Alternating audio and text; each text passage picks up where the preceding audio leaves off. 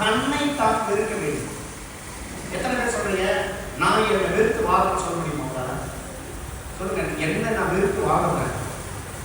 வெறுத்து வாழணும் என்ன தெரியுமா?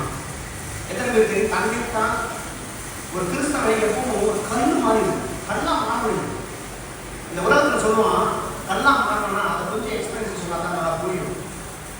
ஒரு கிறிஸ்தவனுக்கு என்னைக்கு ஆண்டவருடைய ஆவிக்குரிய வாழ்க்கையில வந்துட்டோமோ, குடும்ப வாழ்க்கைக்குள்ள வந்துட்டோமோ, நமக்கு எந்த சூழ்நிலையிலும் சூடு சொர்ந்த எதுவுமே இருக்கக்கூடாது.